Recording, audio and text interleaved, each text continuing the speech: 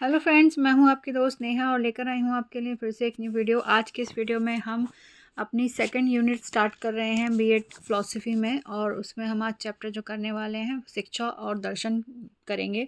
तो जो लोग भी अभी वीडियो फर्स्ट टाइम देख रहे हैं, welcome to my channel sociology notes, जहां पर आपको मिलती हैं BEd notes related proper videos और सोशोलॉजी नोट्स से रिलेटेड प्रॉपर वीडियोस।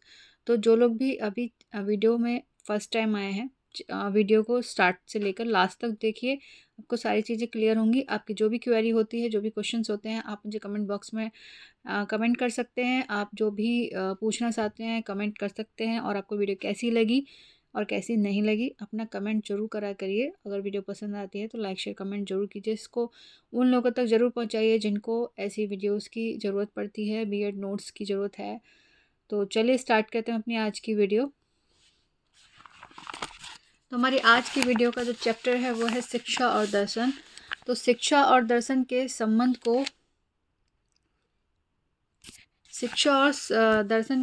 को समझने तथा शिक्षा के विभिन्न घटकों का ज्ञान होना आवश्यक है। रूसो ने दर्शन एवं शिक्षा के संबंध को बहुत अच्छी तरह से संबंधित करके बताया है। उनके अनुसार शिक्षा और दर्शन एक ही सिक्के के दो पहलू हैं। दर्शन उसका सैद्धांतिक पक्ष है और शिक्षा उसका गतिशील एवं व्यवहारिक पक्ष है। दर्शन जीवन और समाज के मूल्यों और आदर्शों के विषय में निर्देशित करता है, जबकि शिक्षा अपनी व्यवहारिक योजनाओं के माध्यम से दार्शनिक सिद्धांतों को क्रियात्मक रूप प्रदान करती है। बिना दर्शन की शिक्षा अपना आधार खो देती है और शिक्षा से संबंधित मूल प्रश्नों का उत्तर दर्शन से ही प्राप्त होता है। इसलिए दर्शन को शिक्षा सिद्धांत माना जाता है। दर्शन का सीधा संबंध जीवन से है और शिक्षा के बिना ये जीवन दर्शन अपूर्ण है, क्योंकि शिक्षा के द्वारा ही हमें दार्शनिक ज्ञान प्राप्त होता है। एडम्स के अनुसार शिक्षा दर्शन का गत्यात्मक रूप है। ठीक है, देखते हैं कि शिक्षा और दर्शन का संबंध क्या है। तो तत्व मीमांसा एवं शिक्षा, जो कि हमने पहले चैप्टर में भी पढ़ा था कि कितने उसके वो होते हैं, तो हमने उसमें तत्व मीमांसा पढ़ी थी, ज्ञान मीमांसा पढ़ी थी, है ना। तो अब हम इनको पढ़ रहे हैं कि तत्व मीमांसा एवं शिक्षा में क्या संबंध है। इसका विषय क्षेत्र संपूर्ण ब्रह्मांड है। इसके अंतर्गत आत्मा, परमात्मा, विज्ञान, जगत, मनुष्य इत्यादि की सत्यता का अध्ययन किया जाता है। सत्य या यथार्थ का ज्ञान ही तत्व ज्ञान है, और हमारी शिक्षा का उद्देश्य भी वास्तविक या यथार्थ का ज्ञान कराना होता है, और तत्व का ज्ञान ही व्यक्ति को जीवन की वास्तविकता से परिचित कराता है।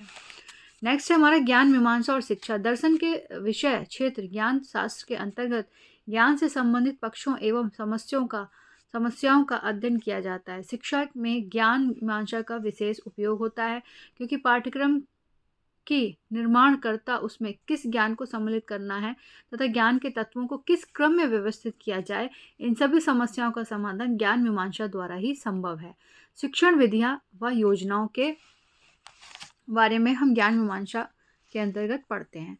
मूल्य मीमांसा और शिक्षा में क्या संबंध है। दर्शन में जीवन के प्रति दृष्टिकोण मूल्य कहा जाता है। मूल्य को मानव जीवन का मुख्य लक्ष्य माना जाता है। मूल्य के विकास में शिक्षा प्रक्रिया का विशेष महत्व होता है। ठीक है, हमारे मूल्य क्या क्या है, आप लोगों को पता है। हमारे जीवन के 4 मुख्य मूल्य हैं: नैतिक, सौंदर्य, अनुभूति, सामाजिक और धार्मिक। इन सभी मूल्यों को प्राप्त करने में शिक्षा विशेष रूप से सहायता करती है। इस प्रकार शिक्षा और दर्शन में एक घनिष्ठ संबंध है। इसलिए यह माना जाता है कि विश्व में सभी महान दार्शनिक महान शिक्षा शास्त्री भी हुए हैं। ठीक है, नेक्स्ट हम देख रहे हैं कि दर्शन का शिक्षा पर क्या प्रभाव पड़ता है। दर्शन व शिक्षा के उद्देश्य। दर्शन के द्वारा जीवन के मूल्यों का ज्ञान प्राप्त होता है और शिक्षा के द्वारा हम इन मूल्यों की प्राप्ति करते हैं। जीवन के उद्देश्य व्यक्ति के आदर्श के अनुरूप भिन्न भिन्न होते हैं, अतः शिक्षा के उद्देश्य भी भिन्न भिन्न होते हैं। दर्शन के द्वारा हमारे जीवन का दृष्टिकोण निर्धारित होता है, और हमारे जीवन के प्रति जैसा दृष्टिकोण होगा, हमारे शैक्षिक उद्देश्य के उसी के अनुरूप निर्धारित किए जाते हैं। जॉन ड्यूवी का कथन है कि दर्शन का निर्धारित करने से, यहाँ पे शायद मेरा छूट गया है, दर्शन का लक्ष्य निर्धारित करने से, दर्शन का लक्ष्य शिक्षा को निर्धारित करने से है। यहाँ पे ये था शायद। दर्शन और पाठ्यक्रम। शिक्षा के उद्देश्यों के समान ही पाठ्यक्रम निर्धारण में भी दर्शन का महत्वपूर्ण स्थान है। जिस देश में व जिस गुण में जैसी विचारधाराएं व आदर्श होते हैं, उसी के अनुकूल हमारे पाठ्यक्रम का निर्धारण किया जाता है। जैसे प्राचीन काल में आध्यात्मिक दर्शन होने के कारण हमारे पाठ्यक्रम में वेद, उपनिषद, धर्म, जाति आदि का अध्ययन किया जाता था, परंतु वर्तमान समय वैज्ञानिक होने के कारण आज हमारे पाठ्यक्रम में विज्ञान से संबंधित पाठ्यक्रम को महत्वपूर्ण स्थान दिया गया है। दर्शन और शिक्षण विधियाँ क्या हैं? जीवन के आदर्शों को प्राप्त करने के लिए किस शिक्षण विधि का प्रयोग किया जाए, यह दर्शन ही हमें बताता है। शिक्षा विधियों का मूल्यांकन दर्शन के द्वारा ही किया जाता है, क्योंकि व्यक्ति के दृष्टिकोण के अनुरूप ही शिक्षण विधियों का निर्धारण किया जाता है। इसलिए विभिन्न भिन्न शिक्षा शास्त्रों में अलग अलग शिक्षण विधियों का निर्माण किया है। रूसो ने नकारात्मक शिक्षा पद्धति, कोवेल ने क्रिया पद्धति, मॉन्टेसरी ने प्रकृतिवादी शायद की थी, और आदर्शवादी प्रश्नोत्तर व वाद विवाद, प्रकृतिवादी इंद्रियों द्वारा सीखना, प्रयोजनवादी प्रोजेक्ट इकाई पद्धति द्वारा सीखना। ठीक है, मॉन्टेसरी विधि आप सब लोगों ने भी पढ़ी होगी।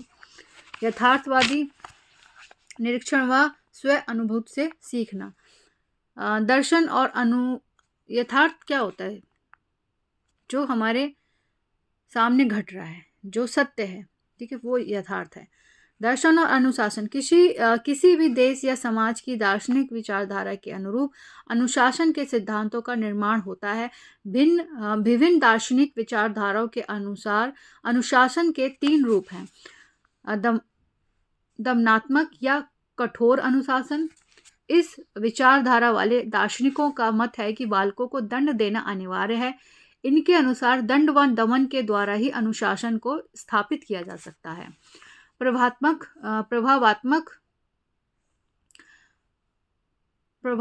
अनुशासन इस दृष्टिकोण के समर्थक आदर्शवादी थे। उनका मत है कि शिक्षक को अपना व्यक्तित्व इतना आकर्षक बनाना चाहिए कि विद्यार्थी उनकी ओर से आकर्षित होकर स्वयं अनुशासन में रहे। मतलब उनका कहने का मतलब यह है कि आपकी पर्सनैलिटी ऐसी होनी चाहिए कि जैसे ही आप क्लास में एंट्री करते हैं, सारे स्टूडेंट्स अपने आप ही एकाग्र होकर अनुशासन में बैठ जाएं अपनी अपनी चेयर पे। खुद आपको बोलने की जरूरत ना हो, वो खुद ही अपने पढ़ने के लिए एकदम से रेडी हो जाएं। तो उन्होंने ये कहा है कि आपकी पर्सनैलिटी इस तरह की होनी चाहिए।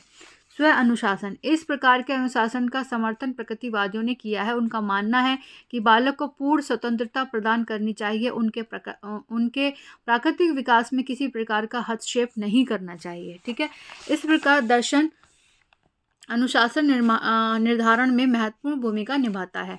दर्शन और शिक्षक, प्रत्येक शिक्षक का अपना एक आदर्श या दर्शन होता है। शिक्षा के उद्देश्य या शिक्षण के दर्शन की ही छाप होती है, क्योंकि उच्च कोटि का दार्शनिक ही अच्छा शिक्षक होता है और एक अच्छा शिक्षा शास्त्री ही एक अच्छा सच्चा दार्शनिक होता है। ठीक है, अकॉर्डिंग टू डॉक्टर के.एस. माली, शिक्षक का कोई ना कोई दर्शन अवश्य होता है जिससे वह छात्रों में जीवन दर्शन का विकास करता है ना, कि हर एक इंसान की अपनी एक फिलॉसफी होती है ना, सबके एक सिद्धांत होते हैं। तो जिसका हर इंसान, अगर उसकी कोई फिलॉसफी होती है तभी वो आगे किसी को अपनी छाप छोड़ पाता है। एज अ टीचर, हर एक टीचर की अपनी एक फिलॉसफी होनी चाहिए, कि पर्सनैलिटी होनी चाहिए, ताकि वो स्टूडेंट्स को अनुशासन में रख पाए या उनसे इतना कनेक्ट हो पाए कि स्टूडेंट्स अपनी हर एक प्रॉब्लम्स उसके साथ शेयर करें और उनसे कुछ सीखें। आगे जाके जब स्टूडेंट्स और किसी लाइन में जाते हैं तो वो जो टीचर उनको फिर कभी लाइफ में मिलता है तो वो उसका वैसे ही जो उनकी पर्सनैलिटी, उनका व्यक्तित्व की जो छाप उन स्टूडेंट्स पे पड़ी है, उनसे उसने कुछ ना कुछ सीखा है। तो आपके सिद्धांत, आपकी फ़िलॉसफी ऐसी होनी चाहिए कि वो और भी लोग उसको अप्लाई या फॉलो करने की कोशिश करें। तो दर्शन और शिक्षण संस्थाएं, परिवार, समुदाय, विद्यालय सभी पर दर्शन का प्रभाव पड़ता है। परिवार के सदस्य अपने अनुभव के आधार पर अपना दर्शन विकसित करते हैं और उसी के अनुरूप बालकों को शिक्षा प्रदान करते हैं। प्राचीन समय में उस शिक्षा समय के दर्शन के अनुरूप गुरुकुल जैसी शिक्षण संस्थाएं विकसित हुई, जबकि वर्तमान समय में भौतिकवादी दर्शन के कारण शिक्षण संस्थाओं का स्वरूप बदल गया है। इस प्रकार दर्शन शिक्षा के विभिन्न अंगों को प्रभावित करता है। तो अगर आप सब लोग ये सोच रहे हैं कि दर्शन यानी कि हमारे जो फिलॉसफी है वो एक वर्ड में अगर आपको डिस्क्राइब करनी हो तो क्या है, दर्शन क्या है? तो देखिए, दर्शन अगर मैं आप लोगों को बताऊं, आप किसी चीज़ को कैसे देखते हैं, आपका उस चीज़ के प्रति नज़रिया क्या है। लाइफ में जब हम कोई भी ऐसी चीज़ से बाहर आ जाते हैं, मान लीजिए कोई बीमारी से बाहर आए हैं, या हम किसी झगड़ों से बाहर आए हैं, या हम किसी गृह कलेश से बाहर आए हैं, हम ऐसी कोई भी घटना से जब हम बाहर आते हैं तो उस चीज़ से जो हमारे जीवन पे, हमारी लाइफ पे जो इफ़ेक्ट पड़ता है, वो जो उस टाइम हम लोगों ने जो झेला हुआ होता है, वो सब चीज़ें हमें जो सिखा के जाती हैं अपनी लाइफ में, वो हमारा दर्शन कहलाता है। मैं आपको बिल्कुल सिंपल लैंग्वेज में समझा रही हूँ कि दर्शन क्या होता है। दर्शन यही है, हर एक इंसान की फ़िलॉसफ़ी वो बना लेता है कि भई इस ऐसे-ऐसे चीज़ें मेरे साथ हुई हैं जिसकी वजह से उसके जो थॉट हैं वो भी चेंज हो जाते हैं। मान लीजिए कि आप कभी किसी चीज़ को नहीं मानते, आप मान लीजिए कि आप भूत-प्रेत को नहीं मानते, या आप किसी भगवान को नहीं मानते, लेकिन आपके साथ लाइफ में ऐसी कोई घटना हुई जिसकी वजह से आप भगवान के प्रति आस्तिक हो जाते हैं, उनके प्रति आपको ऐसा लगने लगता है कि नहीं, ये सब मेरे भगवान की वजह से हुआ है।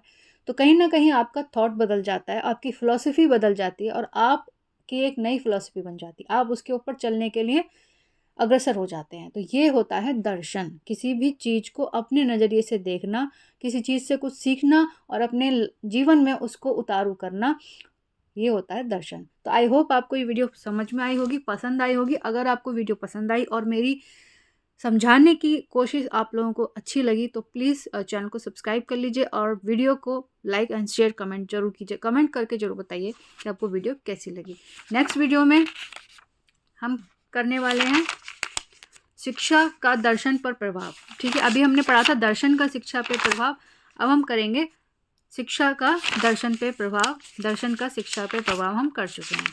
तो फ्रेंड्स, वीडियो काफ़ी लंबी हो जाएगी अगर मैं नेक्स्ट टॉपिक स्टार्ट करती हूँ। तो हम नेक्स्ट टॉपिक करेंगे नेक्स्ट वीडियो में। इसमें आपकी सेकंड वीडियो होगी इसी चैप्टर की, दर्शन और शिक्षा। ठीक है, तो इसमें शायद ये चैप्टर ख़त्म हो जाएगा। तो चैनल को सब्सक्राइब कर लीजिए। नेक्स्ट वीडियो को देखने के लिए ज़रूर चैनल को सब्सक्राइब कीजिए, बेल बटन को ज़रूर क्लिक कीजिए, तभी आपको नोटिफिकेशन मिलता है। तो चलिए मिलते हैं अपनी नेक्स्ट वीडियो में। Thank you so much.